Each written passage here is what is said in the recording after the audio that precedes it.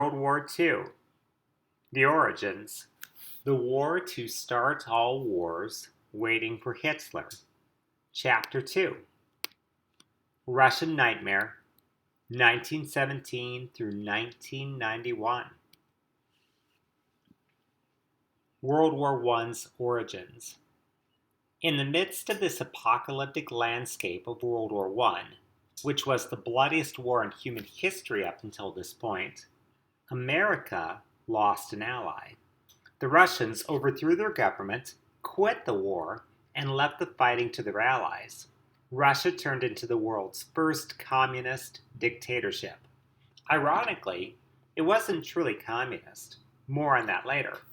But it cost 7 to 12 million lives compared to World War I's 17 million.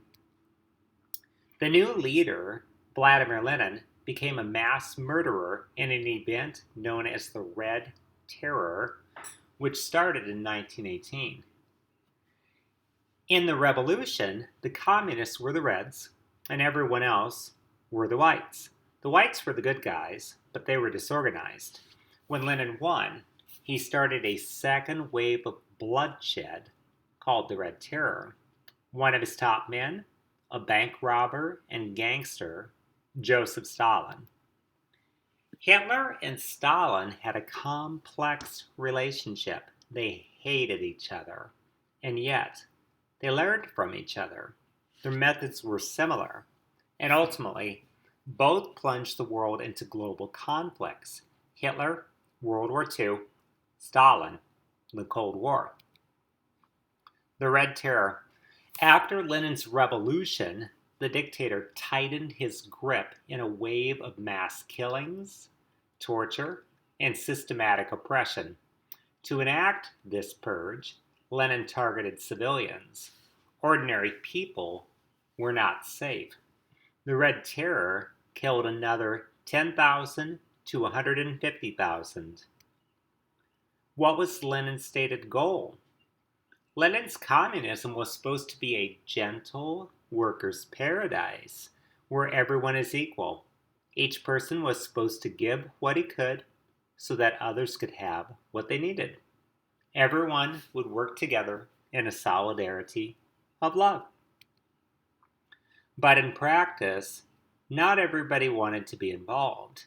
And because it preached a worldwide revolution, which communists said was inevitable, scientific, communism and similar collectivist systems killed 100 million people during the Cold War.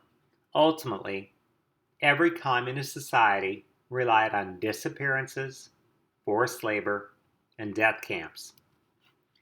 In these societies, people lose all civil rights because the state is supreme. There is no free speech or freedom to leave, and there are no competing worldviews like religion or philosophy because they believed that what they saw, the end of history, they believed that they had all the ideas that anybody would ever need. But who financed Lenin? If forced to guess, I would say German Foreign Secretary Arthur Zimmermann.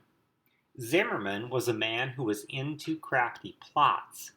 He had tried to pay Mexico to attack America in 1917 with his famous Zimmermann telegram. This was considered by many to be the last straw that finally made Americans enter World War I. When Americans learned of the secret plot, they finally jumped in. There is a 2014 documentary called The World Wars, which says that the Germans gave Lenin 10 million. Their goal? Get Russia to quit the war. Scholarship appears to confirm this. But Hitler believed that wealthy Jewish capitalists in London, New York, and Germany funded Lenin. Others too had thought this. But why would capitalists promote communism? Like Kaiser Wilhelm II of Germany before him, Hitler saw Jewish conspiracies everywhere. What we know for sure is this. Russia became a communist dictatorship in 1917, and Stalin took it over in 1922. Who was Vladimir Lenin as a person? Some historians say Lenin was cold and rigid, that he hated everyone, that he had no personality or interests outside of the complete quest for power. Although he grew up rich, he hated the rich. He wanted a perfect society with no money. Others say that Lenin had a loving relationship with his wife, Krupskaya, his friends, and other people's children. These others say that Lenin and his wife were heartbroken because they could not have children of their own. What everyone appears to agree upon is that when it came to communism and government, Lenin was utterly dominant. By ending free speech and independent thought and killing anyone who was a potential problem, he achieved power. Who was Stalin? Intelligent and cold, Stalin employed spies to always reveal the weaknesses of everyone around him, even his allies. Stalin took the dictatorship Lenin gave him and made it even more locked down. Paranoid that people wanted him dead, Uncle Joe Stalin frequently reviewed Russian society and held purges. If purged, you got expelled or executed. In the Great Purge of 1936 through 38, historians estimate that Stalin's people killed 600,000 to 1.2 million Russians. The fact that we don't know these numbers also indicates that they could be higher. Like Hitler, Stalin kept many of his murders quiet. The low estimate for Stalin's reign is that he killed 20 million Russians. When the Nazis first invaded Russia in 1941, they were actually first greeted as liberators. What is the communist way? Under Lenin and Stalin, the Russian dictatorship soon implemented gulags, which are forced labor camps. Millions were sentenced to death by hard labor and starvation. These are pictures of the inside of a gulag. This is some of the labor, gulag slave labor. More slave labor.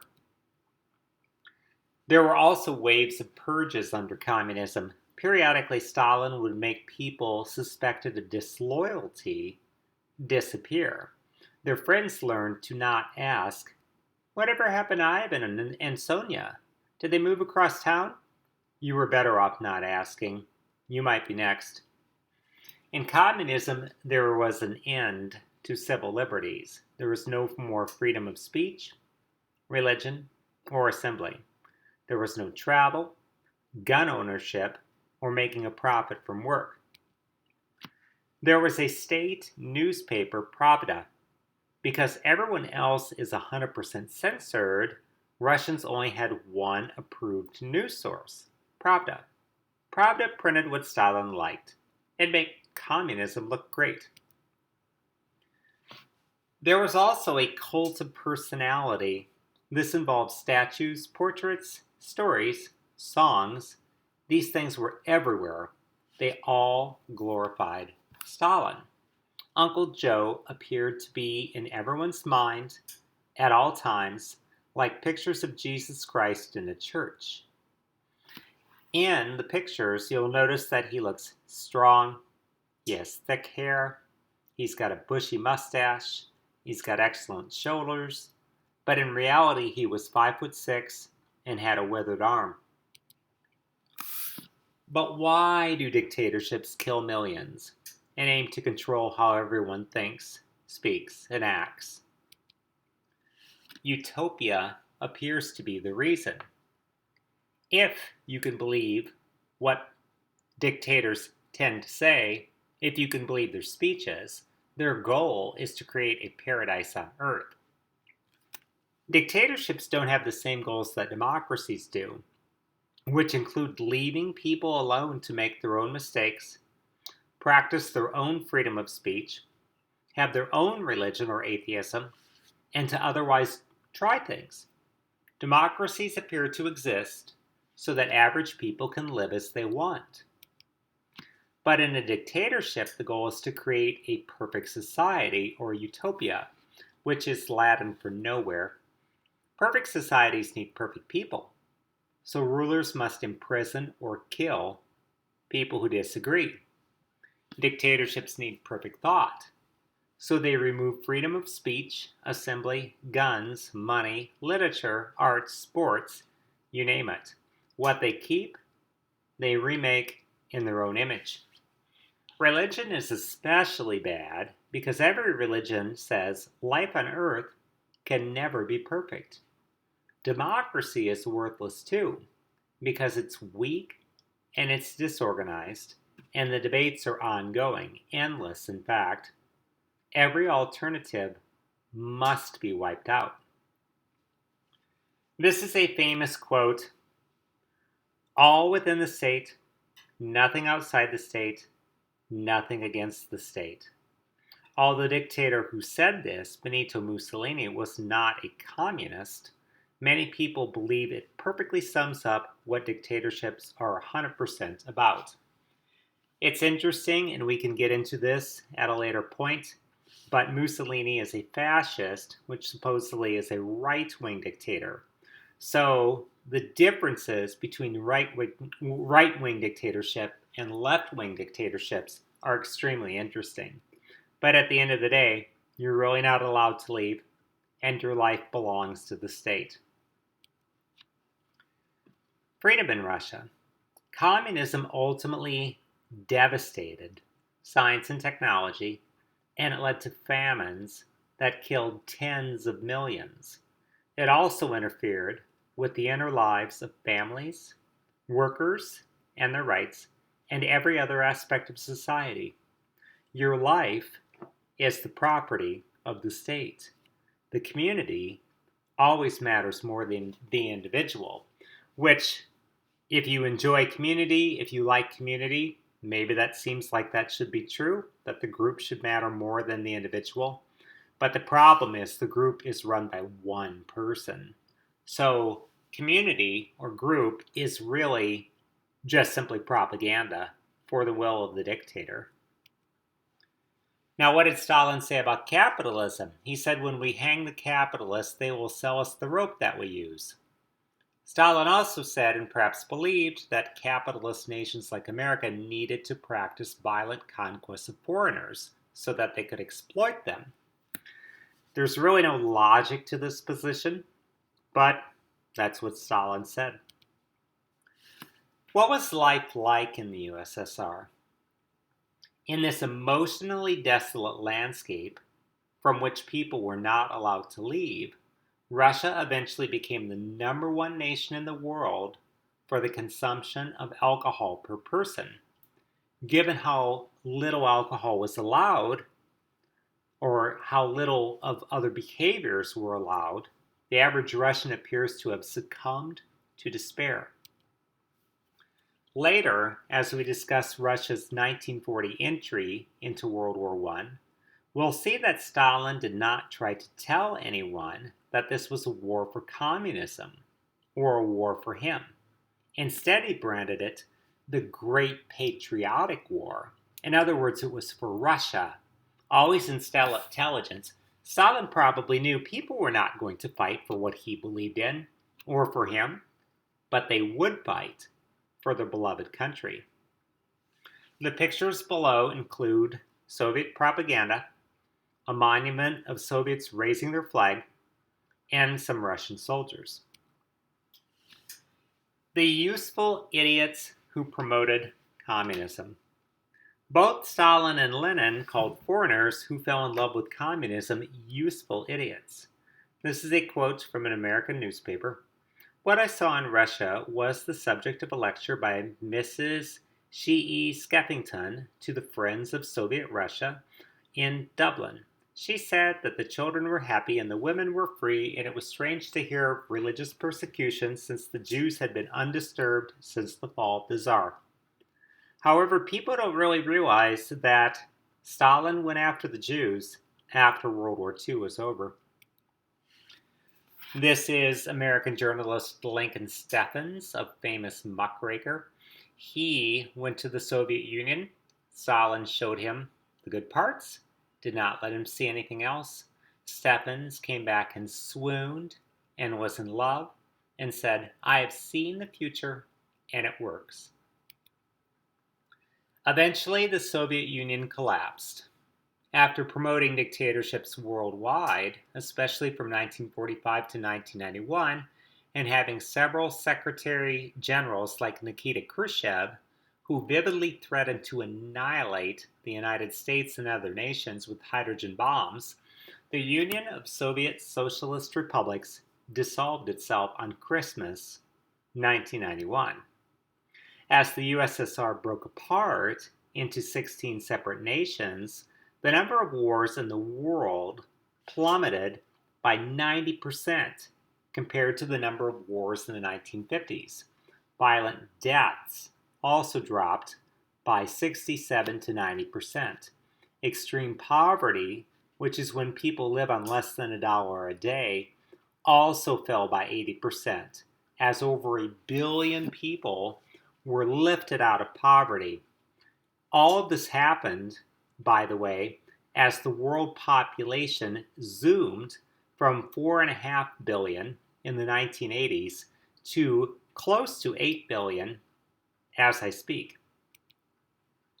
The Soviet Union killed at least 20 million of its own citizens and imprisoned millions of others in gulags, which are forced labor camps. It inspired 40 to 70 million deaths in Mao's China. Russia promoted this violence and an end to civil liberties across the globe for decades as the way of a new brotherhood and sisterhood of humanity. Communism said it was the path of love and generosity. Now, ultimately, in terms of World War II, it is important to know that Hitler had a complex relationship with Stalin. They hated and yet copied each other.